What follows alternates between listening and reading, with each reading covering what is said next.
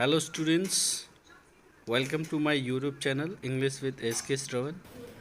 So Today we my are dear going to discuss a students, very once important again topic of good Indian morning all of you. civilization and culture सबसे पहले आप सभी which को has been हमारा written by नमस्कार है। Mahatma आइए Gandhi. हम अपनी क्लास So की आइए शुरुआत देखते हैं करते इस हैं टॉपिक और को. आज जो हम लोग पढ़ने जा रहे हैं उस टॉपिक का नाम है, मैं बोर्ड पे लिखता हूं, आइए देखिए। टॉपिक का नाम है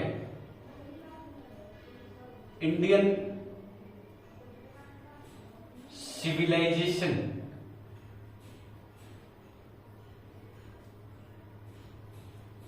एंड कल्चर।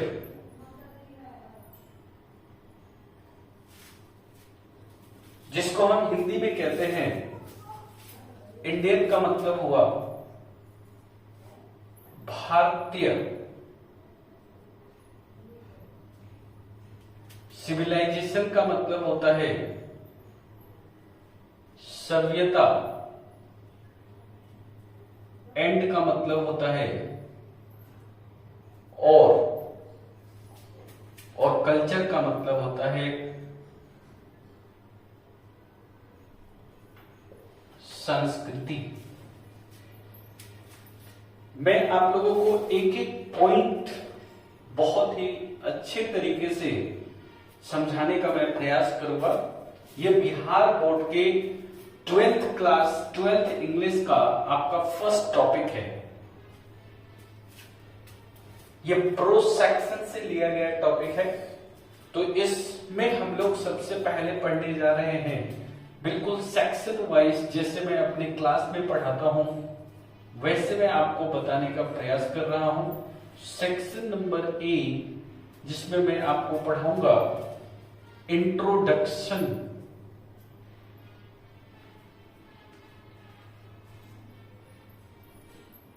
इंट्रोडक्शन। देखिए फ्रेंड्स, आप कहीं भी पढ़े, मेरा मानना है कि आप इतने अच्छे से पढ़े कि क्वेश्चन चाहे ऑब्जेक्टिव टाइप हो, क्वेश्चन चाहे सब्जेक्टिव टाइप हो, आप उस क्वेश्चन को बहुत अच्छे से अटेम्प्ट कर पाए। दूसरी बात, इंडियन सिविलाइजेशन एंड कल्चर का समरी भी पूछा जाता है एग्जाम में, तो उसको भी हम लोग देखेंगे। सबसे पहले हम इंट्रोडक्शन स्टार्ट करते हैं। सभी लोगों को पता है कि इंट्रोडक्शन का मतलब होता है परिचय। आपको क्या आता है और आपको क्या नहीं आता, इससे हमें कोई मतलब नहीं है।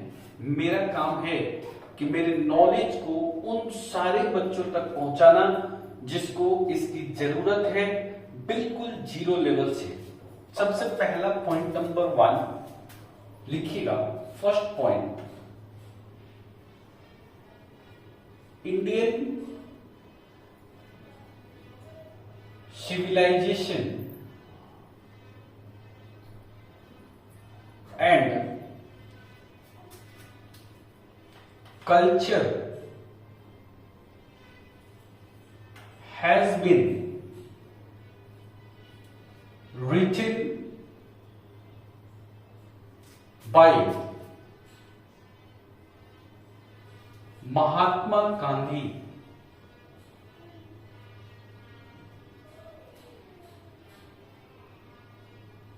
यदि आपके क्वेश्चंस पूछता है कि महात्मा गांधी ने कौन सी कहानी को लिखा, तो आपका आंसर होगा इंडियन सिविलाइजेशन एंड कल्चर। यदि आपसे पूछता है कि इंडियन सिविलाइजेशन एंड कल्चर को किसने लिखा, तो भी आपका आंसर होगा महात्मा गांधी। पॉइंट नंबर 2 पे हम चलते हैं। Mahatma Gandhi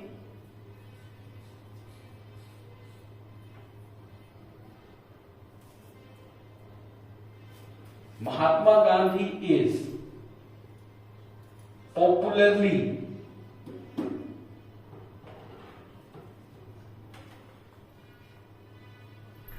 known as Bapu or the father of the nation. ये दूसरा ऑब्जेक्टिव आपसे पूछा जा सकता है कि महात्मा गांधी को हम क्या कहते हैं। तो आप सभी जानते हैं कि महात्मा गांधी को राष्ट्रपिता कहा जाता है या बापू कहा जाता है।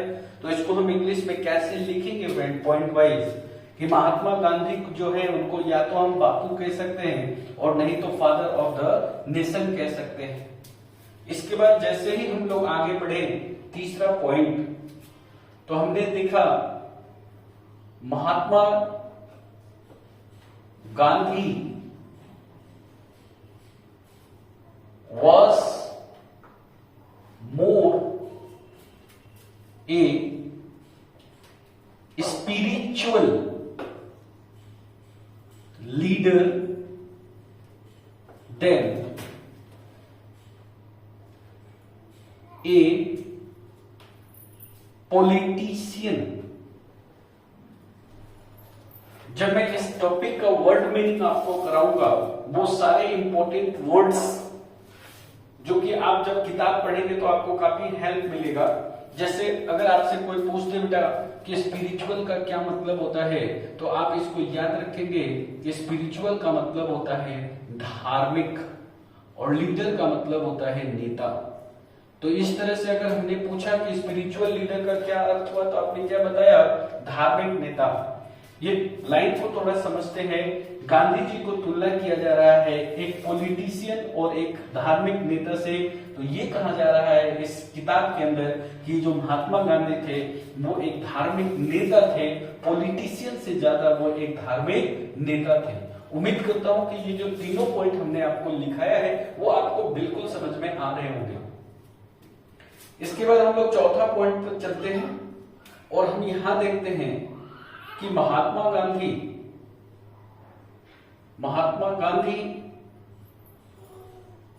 was born।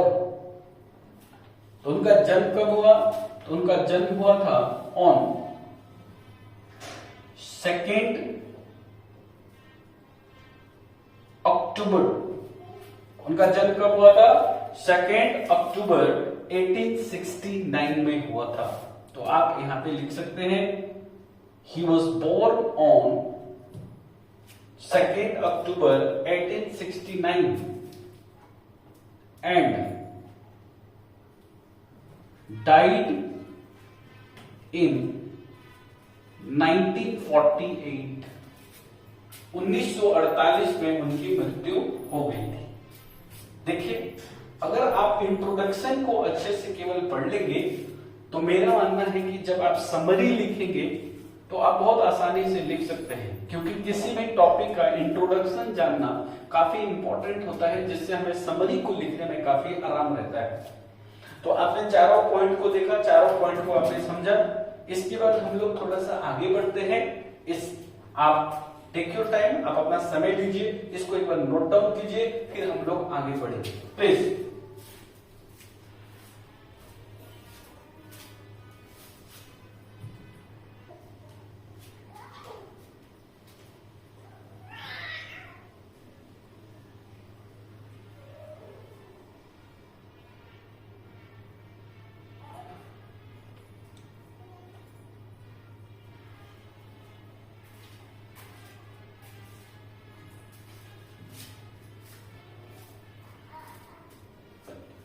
So once again my dear students, मुझे लगता है कि आप लोगों ने लिख लिया होगा। एक बार मेरे साथ रिपीट कर दो क्या क्या आपने पढ़ा। इंडियन सिविलाइजेशन एंड कल्चर, जिसका मतलब होता है भारतीय सभ्यता और उसकी संस्कृति, जिसको लिखने वाले थे महात्मा गांधी जी। इनको बापू या फादर ऑफ द नेशन कहा जाता है। ये एक स्पिरिचुअल लीडर थे, ये इंपॉर्टेंट क्वेश्चन हो सकता है। इसके बाद इनका जन्म पूछ सकता है आपसे, तो 2 अक्टूबर 1869, और इनकी मृत्यु अगर आपसे पूछे तो आपको याद रखना है 1948 में इनकी मृत्यु हुई। आगे हम लोग बढ़ते हैं, देखते हैं पॉइंट नंबर 5 को।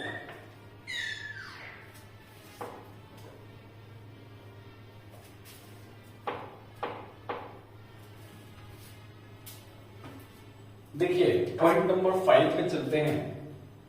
पॉइंट नंबर 5 लिखा था ही, बेटा ही का मतलब यहां महात्मा गांधी, याद रखिएगा। कह रहे हैं कि ही यूज्ड क्या, he used truth and non-violence। Truth का मतलब यहां पे है सत्य, और नॉन वायलेंस का मतलब है यहां पे अहिंसा।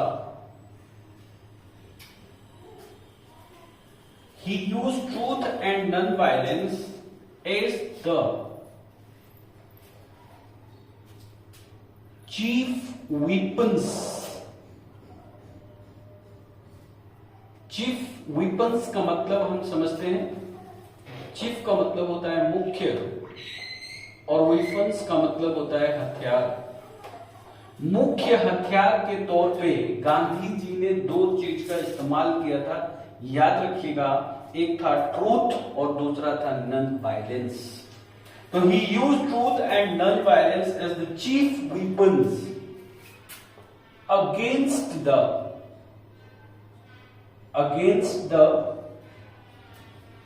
British rule. कहने का मतलब हमारा ये है, ब्रिटिश रूल के खिलाफ, अगेंस्ट का मतलब होता है के खिलाफ, यानी अंग्रेजी शासन के खिलाफ उन्होंने दो मुख्य हथियार के रूप में यूज किया, वो है truth and non violence against the British rule to gain India independence.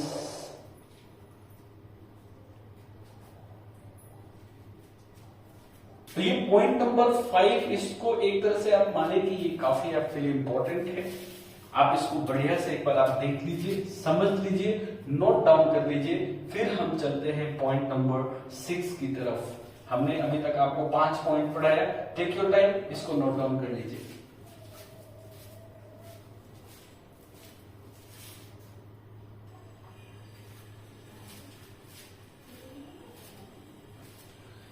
तो आपने ये लिख लिया होगा, आगे देखते हैं।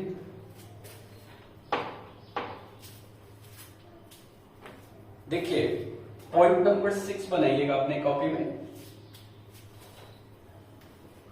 हिज ऑटोबायोग्राफी बेटा, ऑटोबायोग्राफी का मतलब होता है आत्मकथा। यदि कोई कहानी है, अगर मेरी कहानी अगर मैं खुद ही लिखूं तो उसको हम बोलते हैं ऑटोबायोग्राफी, जिसको हिंदी में कहते हैं आत्मकथा। हिज ऑटोबायोग्राफी, जिसका नाम है माय एक्सपेरिमेंट विथ ट्रूथ। तो इसका माय एक्सपेरिमेंट, एग्जाम में आपसे क्वेश्चन पूछ सकता है कि उनकी ऑटोबायोग्राफी का क्या नाम है, तो आप बता सकते हैं माय एक्सपेरिमेंट विथ ट्रूथ। इसका हिंदी अर्थ होगा, आप लिख सकते हैं इसको कि सत्य के साथ मेरा प्रयोग, सत्य के साथ मेरा प्रयोग, ये इनका ऑटोबायोग्राफी का नाम है। इसके बाद मेरे दोस्तों 7 नंबर पॉइंट देखिए, ही रोट, उन्होंने लिखा, ही रोट लिखा न्यूमरस। न्यूमरस का मतलब होता है एक से ज्यादा। He wrote numerous article, articles का मतलब होता है बेटा लेख। ही रोट न्यूमरस आर्टिकल, किसके लिए लिखा? For young India. तो आपसे यह सवाल पूछ सकता है एग्जाम के अंदर कि उन्होंने आर्टिकल्स किसके लिए लिखा, तो आप बता सकते हैं उन्होंने आर्टिकल्स जो लिखा है वो यंग इंडिया के लिए लिखा। तो अभी तक आपने कितना पॉइंट पढ़ा? 7 पॉइंट पढ़ा, और 7 पॉइंट को मैं उम्मीद करता हूं कि आप अपने कॉपी में सीक्वेंस वाइज जरूर नोट डाउन किए होंगे। एक बार इसको लिख लीजिए और फिर हम लोग आगे चलते हैं, अगले पॉइंट को हम लोग देखते हैं और हम लोग समझते हैं। Okay, take your time.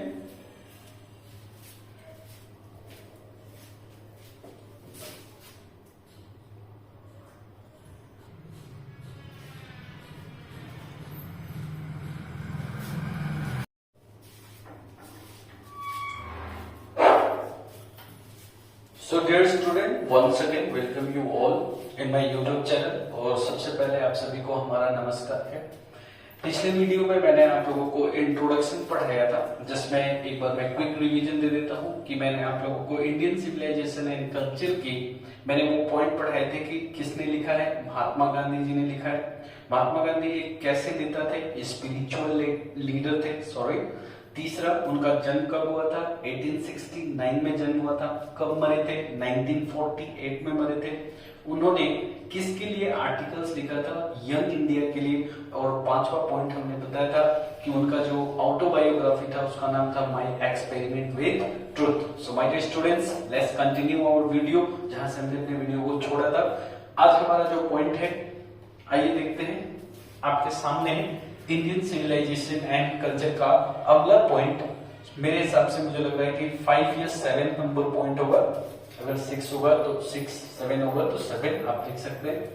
इसमें लिखा है in the following extract. So my dear students, सबसे पहले सर एक्सट्रैक्ट का क्या मतलब होता है? तो एक्सट्रैक्ट का मतलब ये होता है कि अगर कोई कहानी बहुत बड़ी है, उस कहानी के अगर हम कोई छोटे से टुकड़े को लेते हैं तो उसे हम एक्सट्रैक्ट कहते हैं। ठीक है, तो इंडियन सिविलाइजेशन एंड कल्चर एक बहुत बड़ा कहानी होगा, उसमें से एक छोटा सा टुकड़ा बनाकर हमारे किताब में दिया होगा, उसको अंग्रेजी में हम एक्सट्रैक्ट कहते हैं। देखिए, कह रहा है कि Gandhi ji talks about the sound foundation. Gandhi ji बात करते हैं, किसके बारे में बात करते हैं? साउंड